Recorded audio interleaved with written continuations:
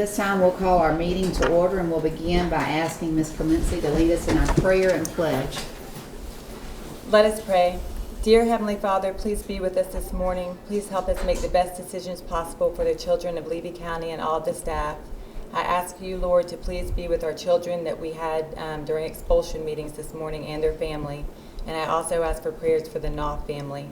Please heal them, give them peace, and be with them, Lord. In the Lord's name, amen. Amen. Address the flag.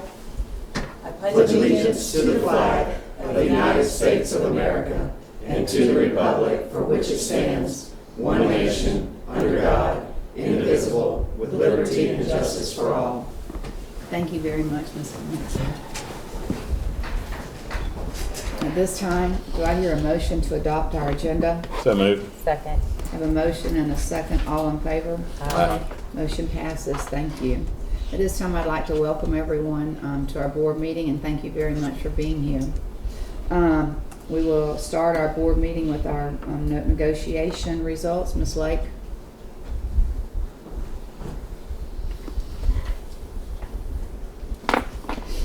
Good morning. Good morning. It is a happy morning this morning. We have ratified, so all our employees have voted, and they have ratified the agreement, the board agreement that I'm about to show you. Well, you've seen it, but we're going to show you again. So the teacher salary increase allocation, I'm going to do this a little different. I'm going to ask a couple times throughout this presentation for a vote because I want to capture TSIA separate from the whole plan for DOE. So this year's TSIA amount, remember they changed it. It is a percentage of our base allocation, and that is $459,459. So we use that to achieve a starting salary of $47,500 and to ensure that everyone achieved a minimum increase of $1,000, teachers. So you can see that impact was $551. It changes slightly. We had teachers come and go, but around $550,000. So you can see it exceeds the TSIA amount of $459. The $551 includes benefits. Okay. So this is the plan. This is how we distribute the TSIA dollars, as I just said. We also have a district maintenance allocation of almost 1.5 or 1.48. What we need to maintain TSIA thus far is almost 1.7. So that deficit you see there is growing mostly because of the increase, the fringe rate, the increase in FRS, and then some vacancies that were vacant at the time of calculation that come on board later, and so that causes that deficit. So that's our summary: new minimum base salary of $47,500, which was a $1,500 gross, and then we ensured that all instructional personnel received at least $1,000. So I would like the board, if they're so moved, to approve the TSIA plan for 23-24. Do I hear a motion? So moved. Second. Any discussion? All in favor? Aye. Any opposed? Motion passes. Thank you. I'm very happy to say that was just a small portion of the plan, or the compensation plan. So after that, we did some experience adjustments. Looking at steps 5 through 11, they received an additional $500. Those are all recurring dollars. Steps 12 through 17, an additional $1,000. And steps 18 and 19, an additional $1,500. There were some monies that went to smooth the salary schedule in a couple areas. It was a very small amount, like $3,000 total, I think, for that effort. And then highly effective of 1334, effective of 1,000, and then grandfathers 8 through 18. We don't have anybody below step 8. 8 through 18 went up a step, so they received an additional $1,000. Grandfathered, because they're stepped out at 19, they got a $2,500 recurring between the $1,000 for TSIA and then the $1,500 for the experience adjustment, and then they would get another $1,500 bonus because they're stepped out. And I just want to say again, performance pay that will be awarded later. We don't have all the evaluations for last year, is not a bonus. It is an annual increase to salary. So those teachers will see that as an additional recurring annual increase to their base pay. So the whole plan, including TSIA and the bonuses, was around almost 1.2.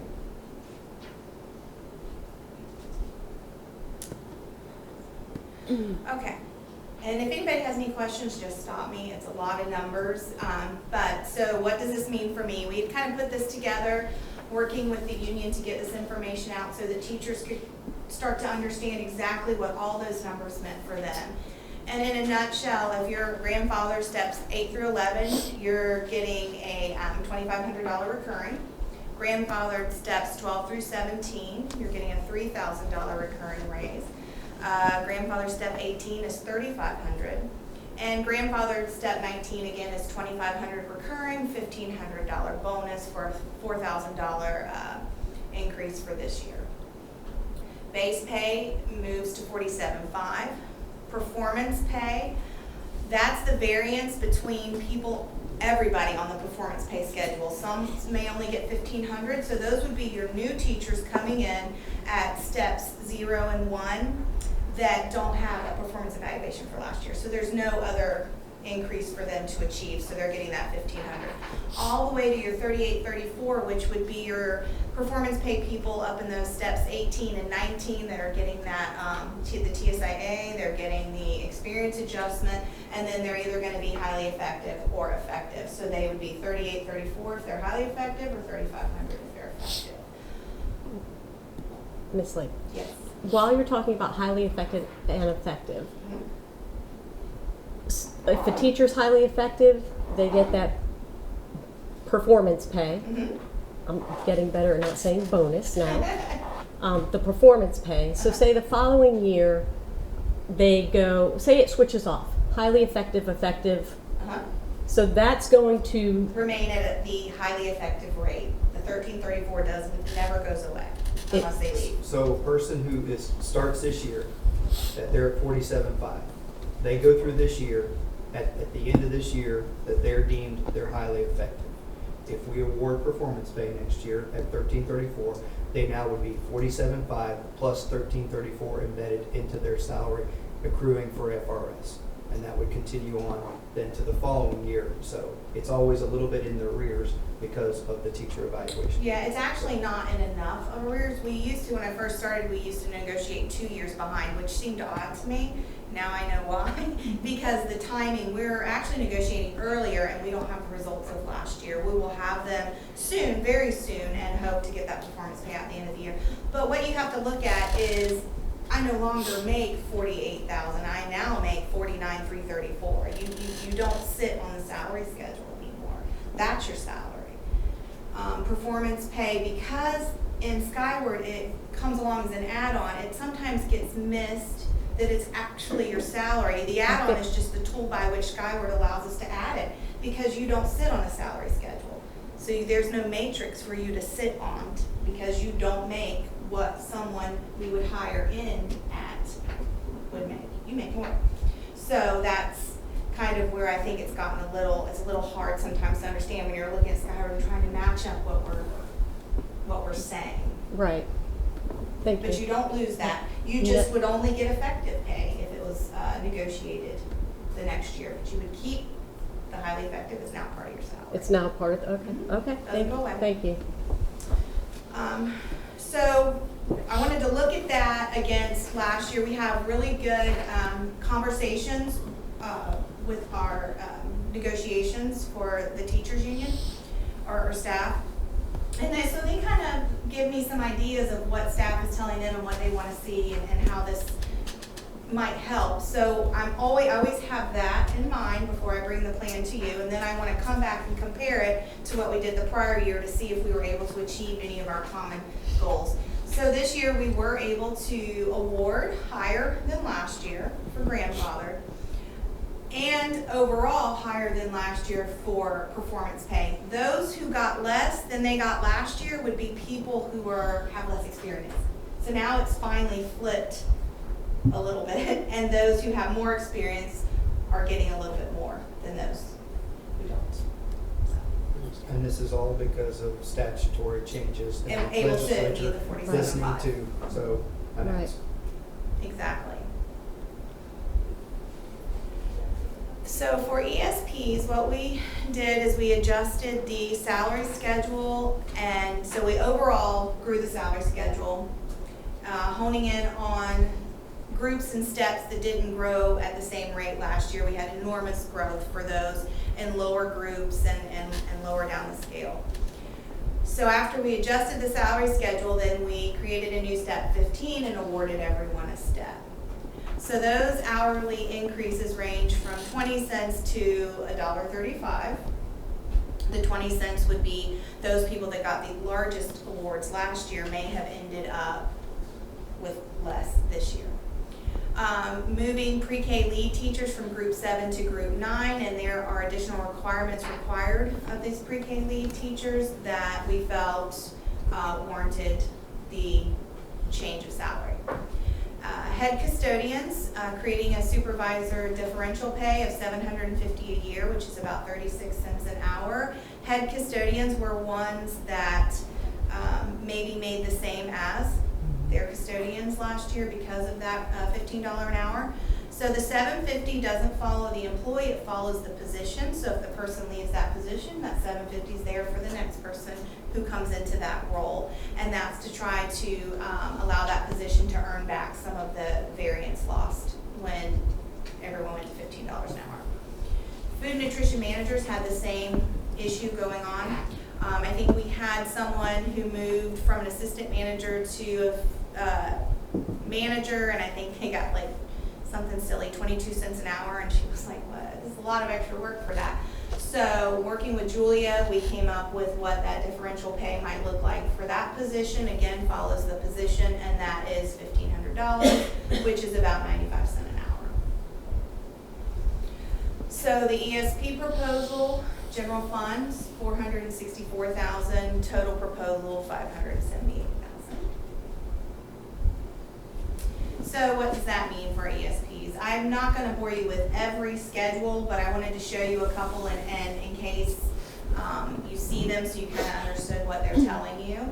So for this example, this was used to help an ESP look up their group and step. But once they know what group they're in and what step they're on, then they would go up a step. So I think in this example, they were step 14, group 5. So now you would be 15. So you're going up 98 cents this year. And I thought it was important to look at the growth for last year because we had such large growth in the ESP schedule last year. So it's 98 cents last year. So if you combine those, you've grown $1.96 since July 1 of 2022. So barely over a year. One step is 35 cents, so that's almost 6 steps. Because we get ESPs sometimes that are concerned because they're not having that step movement, and we try to explain to them, but you've been negotiated better than step movements. You've actually, this is what this equates to. So if this had been a food and nutrition manager, because of that $1,500, they would also, other than the 98 cents, they would receive the $1,500, so their growth would be $1.93 this year. $2.91 since last year, so that's over 8 steps. That's huge.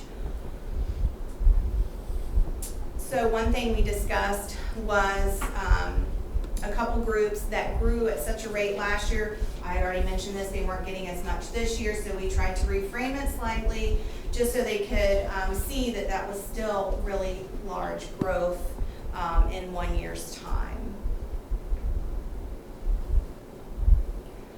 And again, it's just another example of how they could read the proposal. All right, so the total board proposal with, and I have not gotten to the bonus yet, but with a $500 loyalty bonus, we are looking at 2.1. That includes TSIA.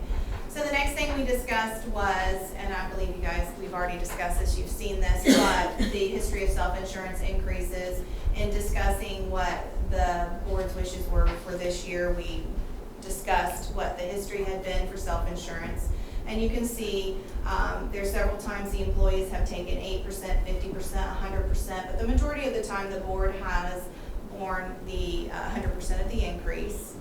So this year, we were happy to let our staff know that the board has agreed to do that again, even though we're not quite sure what the rate increase is going to be for this year.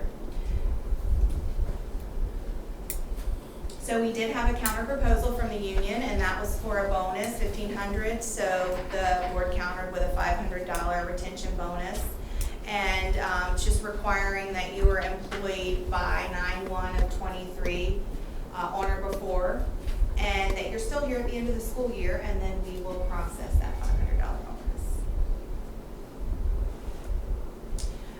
So this is where I would need board approval for the instructional compensation package and the ESP compensation package. This is what we TA'd September 7th. The employees voted on September 19th, and it was ratified, 483 yeses and 3 noes. Do I hear a motion? I make a motion. Second. I have a motion and a second. Any other discussion? All in favor? Aye. Any opposed? Motion passes. All right, we have 2 more schedules, so I put them up here just to make it easier.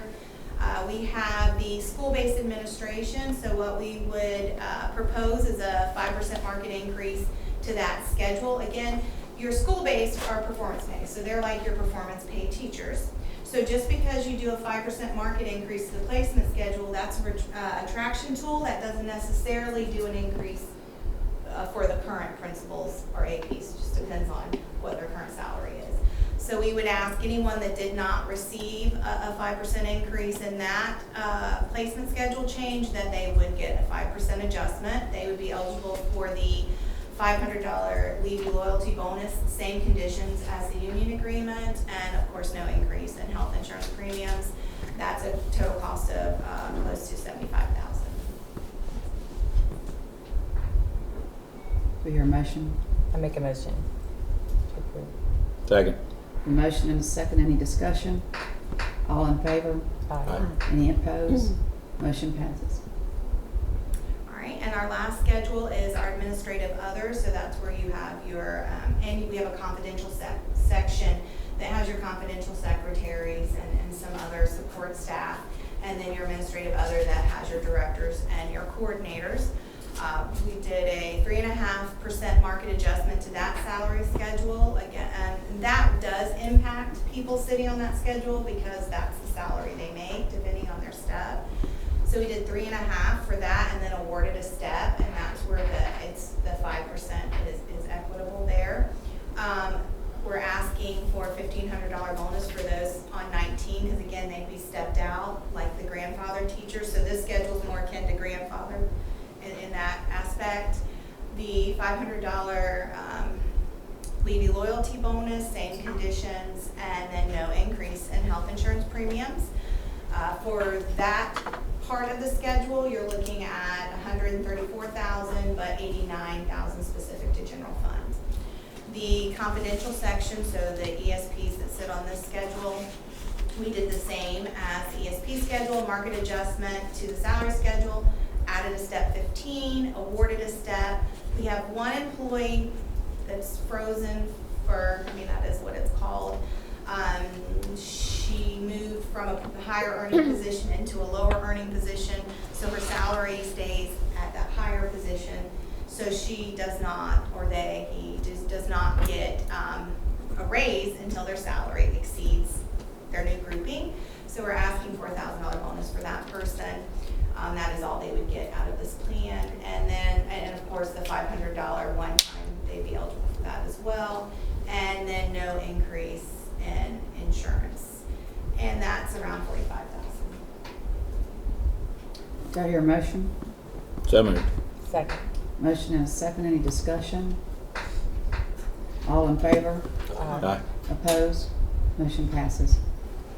All right, and finally, we have Ms. Lake, so Sure. at this point in time, so the next thing, so obviously is my raise and board members, so in taking thought on this and looking at different angles, I know this wasn't, the goal is always for us, for the board and superintendent to work harmoniously, and this has been a lightning rod, polarizing, divisive thing, and that's never been the goal. So the goal, as you can see here, is the recruitment and retention of good people. And no matter who sits in the seat that I sit in at this point in time, when you look over the past 3 years, $11,500 of increase in new teacher salary this year, using the flexibility that the state legislature gave us of rewarding highly valuable teachers that have been grandfathered in, that have been here with us. And then also looking at what we've done with school-based and administrative.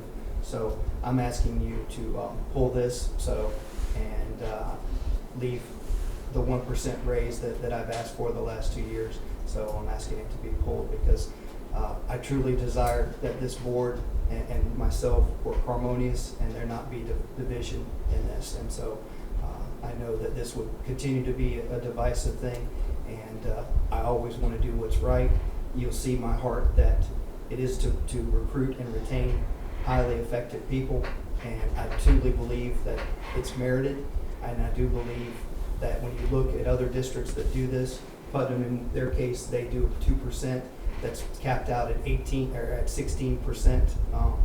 Columbia County, so this wasn't anything that was new, but was thinking outside the box to try and take care of and recruit highly effective people. So, Thank you, Mr. Cowart. We do appreciate you. So we are pulling that item. Any other comments? I have a comment, Madam Chair. Okay.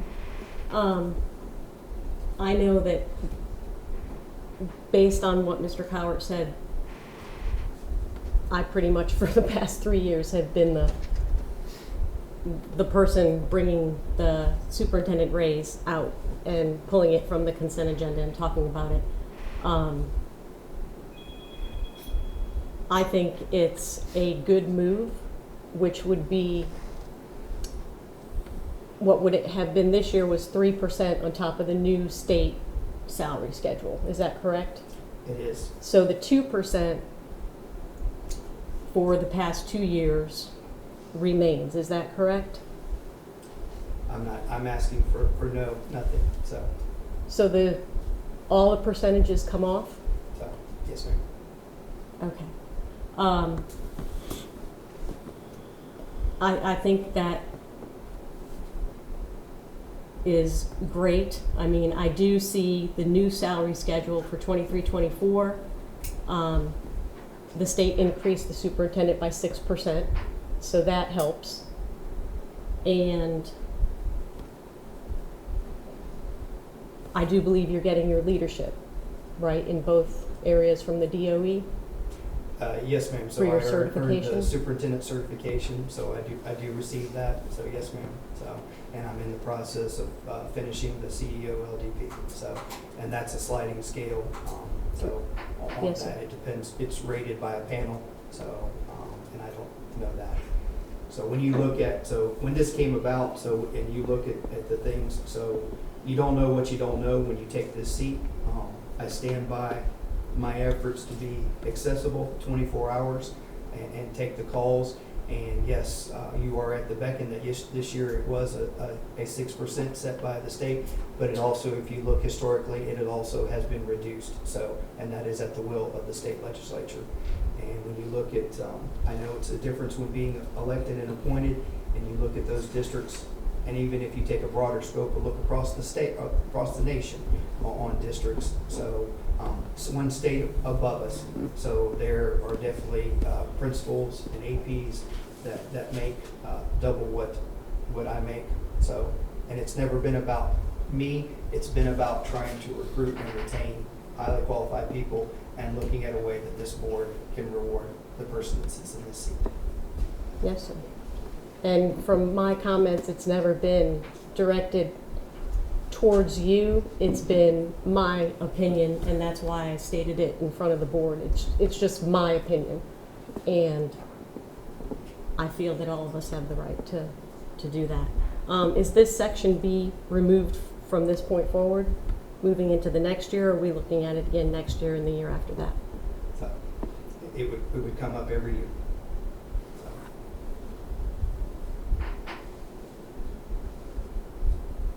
It's removed at this point in time. Yes, ma'am. So that's what I just asked. Okay. Great. Thank you, Madam Chair. Again, Mr. Garrett, we do appreciate all you do. Thank you very much. Okay, so that has been removed. We'll move on. That will be all on the site. We need a vote. That's it for me. No, we don't need to vote on that, right, Mr. Delaney, because it's removed. Correct. That's, yeah, okay. Thank you, Ms. Lake. We appreciate you. Thank you, Ms. Mr. Lott?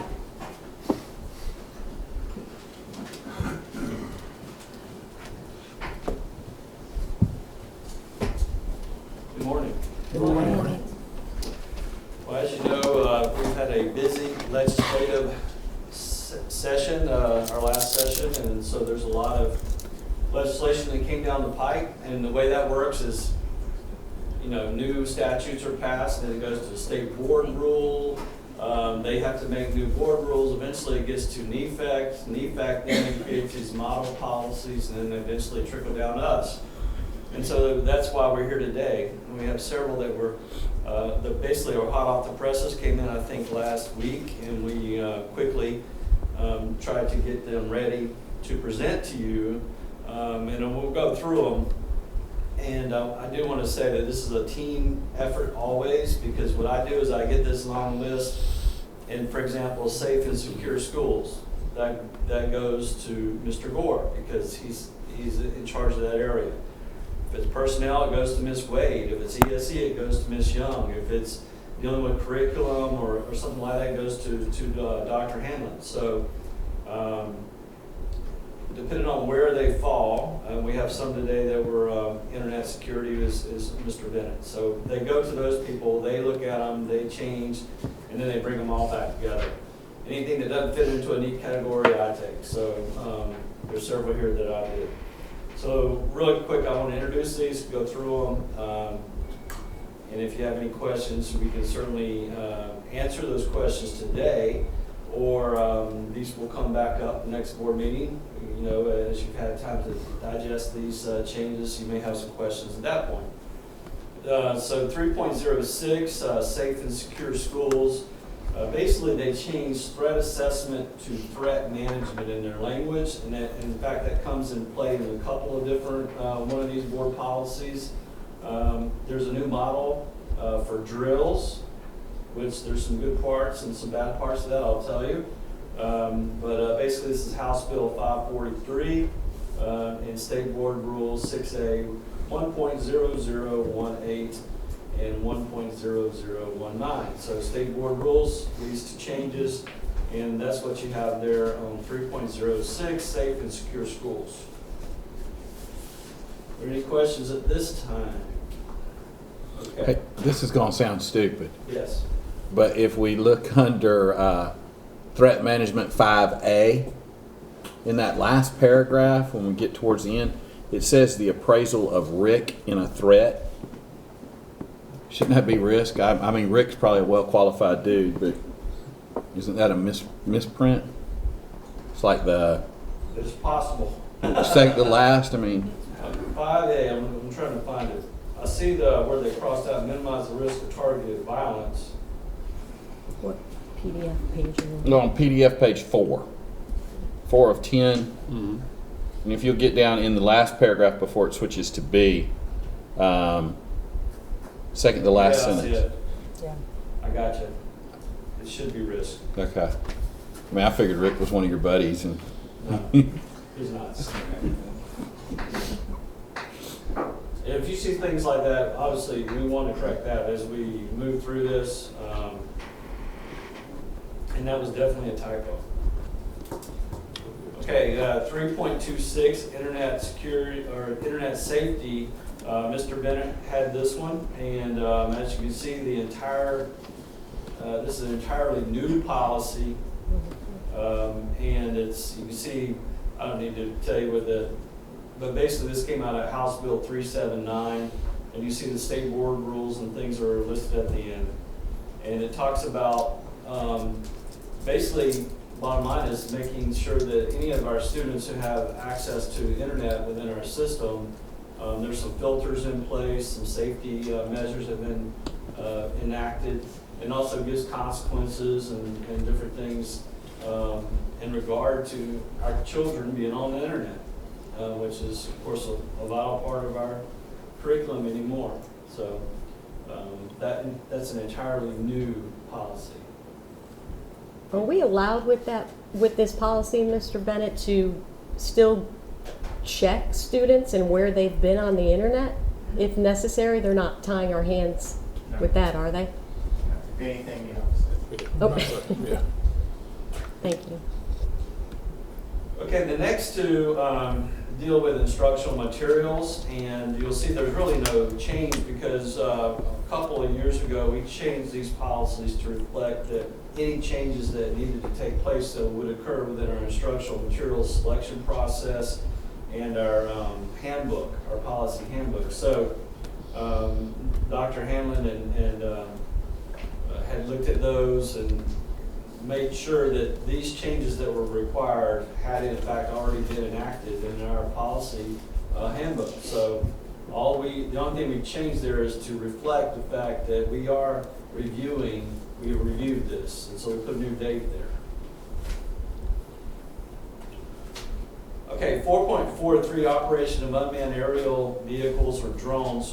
This one went to Ms. Wade because it looked kind of like a student safety issue or possibly a liability issue. This is an entirely new policy. This one is not required by a state statute or state board rule. However, and we seriously looked at it and said, do we really need a policy on drones in Levy County? Well, just so happens last week I get a call from Cedar Key. Guess what? The principal's panicked because there's a guy from TV20 out front with a drone. And he's like, what'd I do? What'd I say? You know, and so I think that kind of hit home that in fact we probably do need a policy on drones. We have had even in the past classes where we on campus where we've used drones for agricultural purposes. So it very well could come back. There very well could be a need for us to have drones on campus in the future.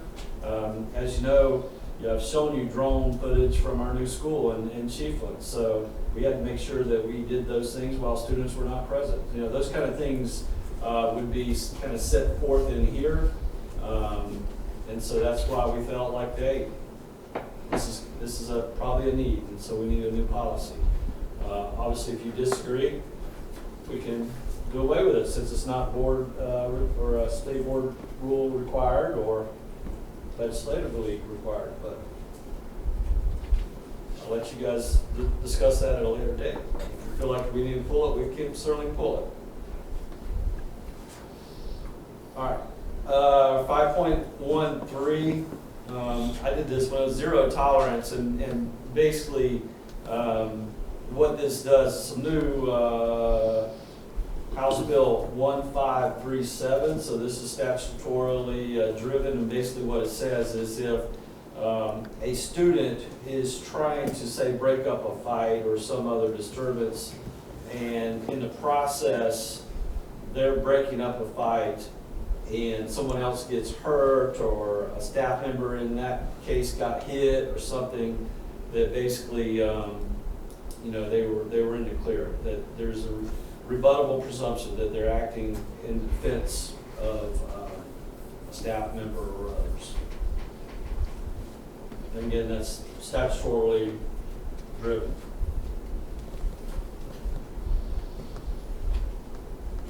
Okay, 5.15, administration of medication. Administration of medication was driven by House Bill 1537, and basically you may have heard about this already, but the statute says that a student may possess and use medication for headaches, over-the-counter medication, headache medication. The statute does not give any kind of age limitation or anything. It's very broad and very vague, but basically while on school property, kids can have headache medication without having to go through the school nurse, or there's no limitation. They can have a whole case of it. There's no limitation on how much they can have. There's no limitation on age. But again, that's the statute. And In their pocket? On Yes, the what is it? person, What- the person, yes. Is the school allowed to look at it just based on Sure. the thing that we had happen this morning? Yeah. Or we're allowed to look And at it does it? not give them the ability to give it to someone else. I mean, it's so Right. personal, they keep it on their person. If I have a headache, I take it. I don't need to go to the nurse, even though they have it there, and, but anyway, that's the statute. You can have headache medication on you. Mr. Max, or our SRO is trained in just discerning what prescription pills are, so like different types. So Google's our friend. Google's your friend. Yeah, it could be Adderall. It I mean, could- that could be. We have several different options depending on what it is and stuff. And you have to always be careful of any type of unknown substance that you grab, if you know that transfer. So it's concerning for us, and we come across it, we do our best. We've got drug task force, we've got pharmacists that we talk to, that we trust and things, take pictures and send it to them. And at the very least, we send it to a lab and find out. Okay, 5.19, student records. There are very minimal changes to our current policy that we have. The biggest change is that they extended the transfer length of time when a student transfers to another for records to be transferred. They did have 3, they now have 5 days once the student enrolls to get those records to the school that they're going to. And again, I mentioned earlier, they changed threat assessment to threat management. So a slight change in the language, and there's only 3 places where that has changed, and that is a result of House Bill 1.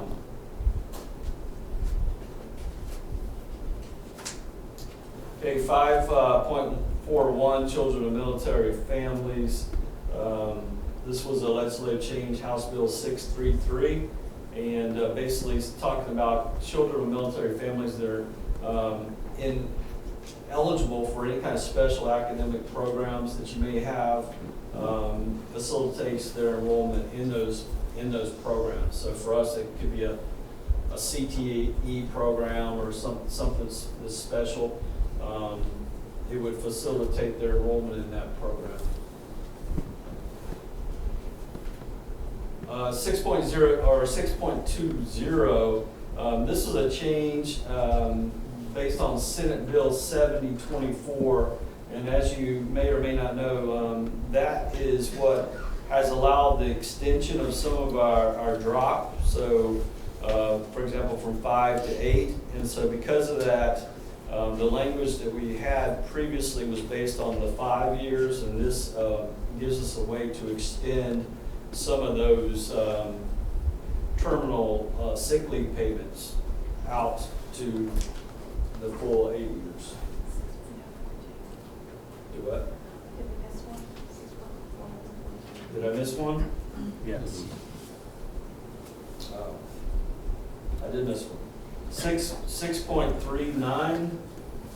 6.39. We don't have. 4.2. 4.2. I think I got some stuck together or something. Report of misconduct. Report of misconduct. That or I forgot to put that one out. Okay. Report of misconduct 6.042.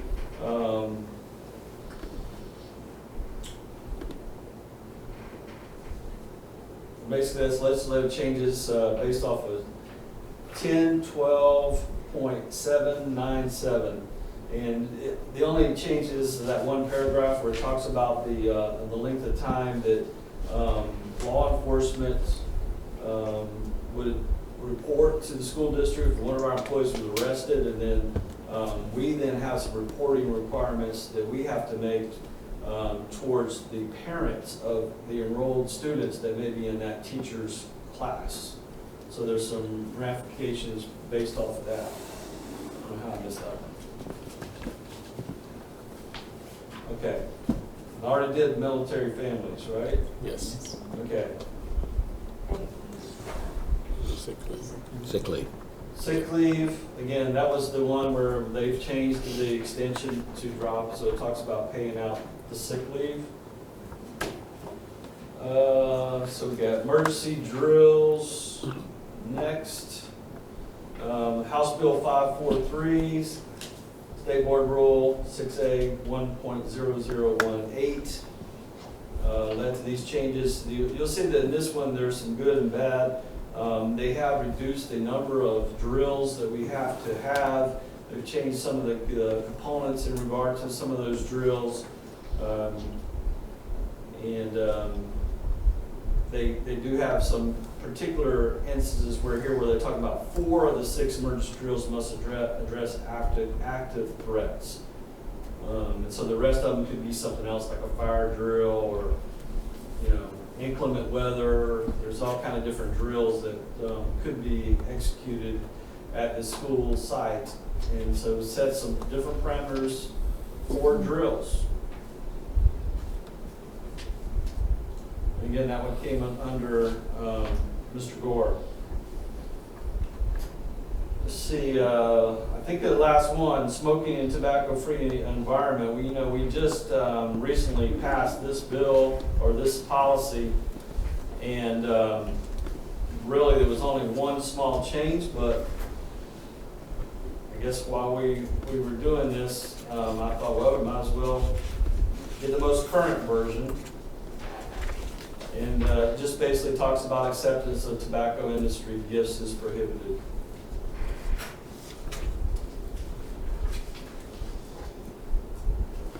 All right, so are there any questions on any of those at this point? So what I would ask for is permission for us to advertise the proposed policies, and then of course we will come back next time for review. So moved. Second. A motion and second. I'm not reading all that off. All those in favor? Aye. Any opposed? Motion passes for review. Thank you. Item number 7, our science and social studies timeline, Ms. Eastman.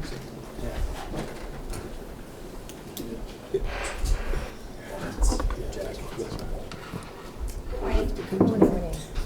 This year, Levy County School Board will be participating in 2 adoption cycles, one for to adopt new instructional materials for science and one for social studies. Normally, we don't run these at the same time, but with the sensitive nature of social studies in our state right now, DOE, with support of NEFAC, allowed districts to postpone it a year until we have the state-approved list. So now that we have that, we're going to run both cycles together. Dr. Hanlon will be leading up the social studies team, and I will take care of the science team. As Mr. Lott mentioned earlier, our instructional material policy handbook is up to date, and with to make sure we are in compliance with all statutory regulations. So we built a timeline based off of our policy handbook. The timeline is, I won't go through every bullet point with you, but basically it allows us to make sure we have built a team, that we're reviewing all the materials as a team, and then you'll see in green all the times that we will come before you at the school board meeting to present different things to you. Our teams actually met for the first time yesterday afternoon to start reviewing samples, and then in October we will participate in the NEFAC Instructional Materials Review Fair. They've limited the number of people we can take this year. For science, it's not a huge setback because they do have a K-5 day and a secondary day. Social studies, Ms. Hanlon was struggling a little bit because it's a K-12 day. So she can only take 9 people with her, which means not all schools or courses are represented, but the people who have agreed to be on the team are people who teach multiple courses and have experience in multiple grade levels, so that we still have a good lens on everything. We'll meet several times throughout the year to review. The schools will hold voting in January. After they vote in January, it'll come back before the board with our recommendations, and then with final approval in March, so that Mr. Cowart can certify DOE by April 1st, what we chose. So, any questions about science or social studies adoption? Any questions? Thank you. On the bullet point date, shouldn't those read 24? I'm sorry, where? Like, for example, January 23rd? Yeah, 2020 to 2023. Oh, I'm sorry, you were right. I did not change the years. My mistake. I will go correct that today. It's all good. Thank you. Apparently I'm hung up on that stuff Well, look, I today. saw Yeah. 22 up there. You should have been a proofreader. I'm not. This is not like me. I usually, I may have copied my math adoption timeline and just edited. So, thank you for that. I'll retain that. Just turn it into Rick, he's assessing everything. Once April 1st comes around and Mr. Superintendent goes from there to Florida DOE, do we get to order the textbooks then, or do we have to wait I think we have to wait until July 1st. Your July allocation, 1st? your dollars are not ready until July 1st. So that is a good point that I could add that to the timeline as well. Although we can't order until July 1st, we do start preparing all the orders. We make spreadsheets to give to all the bookkeepers when we work with the principals so that when July 1st hits, they know exactly what to order. Those orders are usually already in the system. They've been in the system for probably a week ahead of time, and they're run out of my department immediately first. They're in a cart. You just had to hit check out. There's also Check an out. issue, a Skyward issue. You have a different year. You're not in the new year. So you need a new year PO, but you cannot run until the new year. So there's also just some workings with Skyward that holds it up slightly. But we do work with them to make sure they have everything that they need to place their orders for their schools so that there is no delay once July 1st hits. All right, thank you very much. That was just information from the board. Yes. It's on consent. Okay. All right. At this time, we'll accept any public comments or anyone who would like to address the board with anything. If not, we'll go on to approval of the minutes. Did everyone get a chance to read the minutes for the August 22nd and the September 11th meeting? Yes, we do. Yes. Do I hear a motion to approve? So moved. For Second. both. I have a motion and a second. Any other discussion? All in favor? Aye. Any opposed? Motion passes to approve the minutes.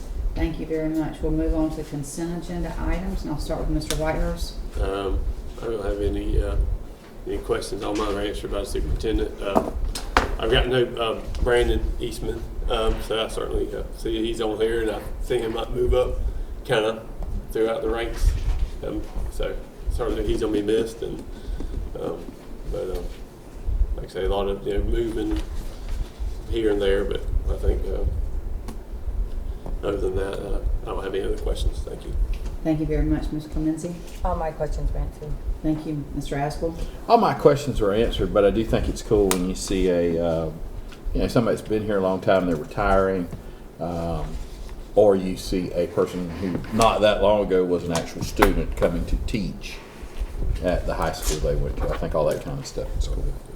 Yes. I But all agree my with you. questions have been answered. All right, thank you. Ms. Boyle? All my questions have been answered, Madam Chair. Thank you, and I have spoken with Mr. Coward as well, so thank you very much. Do I hear a motion to approve our consent agenda? I move to approve the consent agenda. Second. A motion and a second, all in favor? Aye. Any opposed? Motion passes. We have our finance agenda. Do I hear a motion to approve or any questions? So moved. Second. A motion and a second, all in favor? Aye. Any opposed? Motion passes for our finance agenda. Mr. Coward?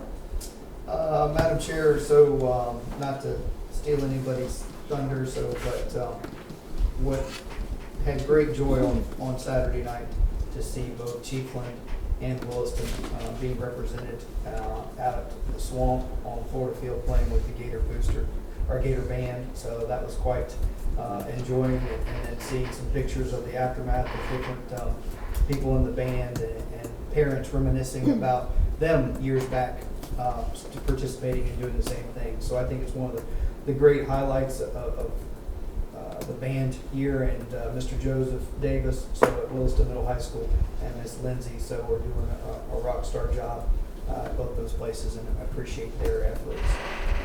We are also had the opportunity to kind of sit in and listen to Reagan Hancock and Avery Lewis, so both of them represented last week, so virtually. So if you don't know, and I think Hunter Sharp and some others, so where you're given a time and you virtually compete for the national, so which I think is quite different, and not sure that I'm in favor of that. So I love the in-person But I had the opportunity to see those girls after they competed and see the smiles on their face as they were leaving, from them just feeling a job well done. So they don't know anything, but I think it just further shows our future's bright with our ag kids. So, and they're leading the way, doing a really good job.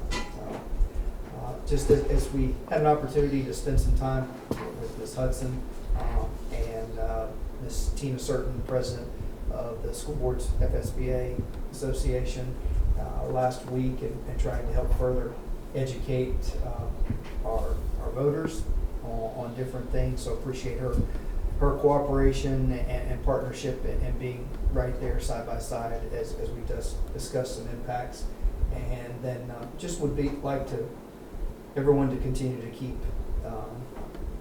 those that have lost loved ones. So it's been a difficult time, and there are people that have been great supporters of our schools, so throughout the county, and just surround them and just comfort and love. So it's just a heartbreaking thing. So thank you. Thank you very much, Mr. Cowart. Now we'll go with our board comments with Mr. Whitehurst.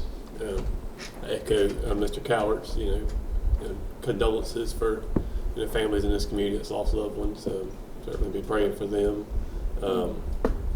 As he said about in the swamp, it was nice, seeing the Levy County being represented. I had my phone trying to zoom in to see who I could recognize, and I blew up the picture. So that was neat. And I said, I knew we got through the first round of testing back at the 1st of September, and just glad that's kind of behind us, and now kind of moving forward with instruction and all the things.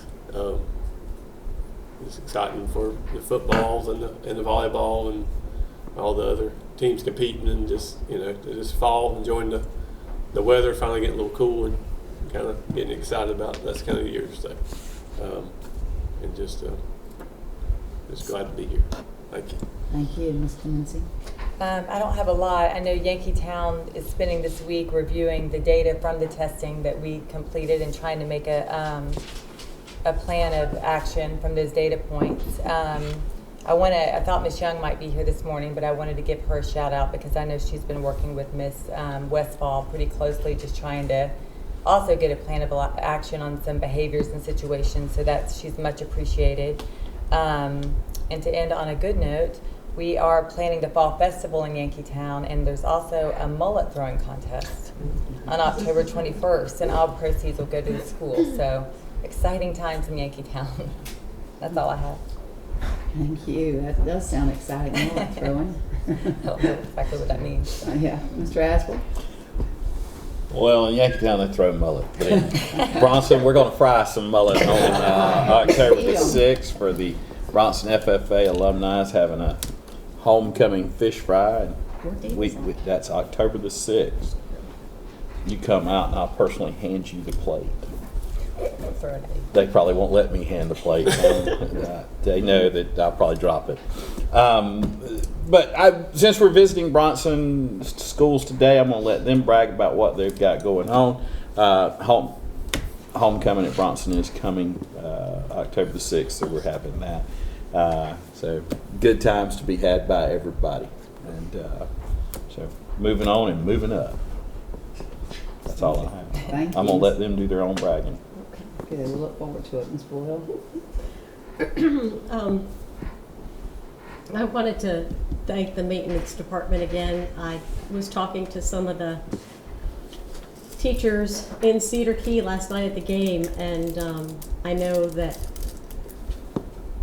the AD down there is extremely excited about all the work that's been done on the concession stand, because I know there was a lot of things not working, and so she was very appreciative of that, and some other things around the school getting done. So thank you very much for having the men down there.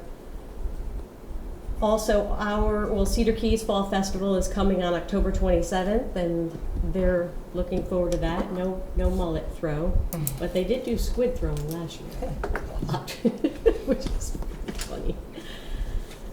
Just like to say and wish Kim Knows, who's a teacher down in Cedar Key, She's moving on, and of course, Brandon Eastman, he's helped out a lot with some of the questions when I went through Mrs. Lake. And last meeting, I failed to mention, thinking about Miss Letha Tyner, who wish her well too.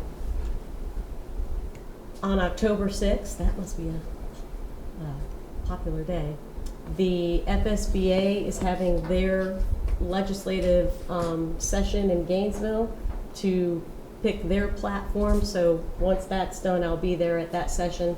I'll come back and give that information to Mr. Cowart and pass it along to the board, whatever FSBA's platform is for this year. And that's all I have, Madam Chair. Thank you. Chiefland is also doing homecoming week this week and getting ready for their parade and game and everything, and so we're real excited about that. And they always dress up the whole week in a lot of spirit, and I really appreciate the elementary school kind of carrying on that tradition too, and include, goes along with the high school and all working together. And we've always had, such a problem with the drop off, pick up, at Chiefland Elementary, and just like at any school or anywhere. So I don't think it's anything different. People just complain, but Miss Weber really puts her whole heart into it and gets out there and does everything she can to try to push it on. And I do think it has been better. It's just an ongoing problem that we're always going to have, and I think it's with all schools. But do appreciate everybody's effort because they're doing all they can. It was a real honor and a privilege to go with Mr. Cowart to the Chiefland schools this past week for the Teacher of the Year, ESP for both schools, for the elementary and the high school. And they were truly surprised, I think, at each school, and they were all very, very well deserved, and that's a nice honor to have them. And with that, we're going to have our gala on October the 14th, and board members, we've always been a sponsor, together, so just would like to ask if we want to continue that, and maybe Mr. Cowart can take care of that for us and get our table reserved. I'll be happy to do that. Is that something y'all all agree Yes, on? ma'am. For sure. All right, great. So if you'll handle that for us, we will all be there and be our sponsor and take care of that. If there's nothing else and any other comments, we will adjourn our meeting to Bronson Elementary High School, where we meet. Lots of middle high school. Hi, Bronson High School. Thank you.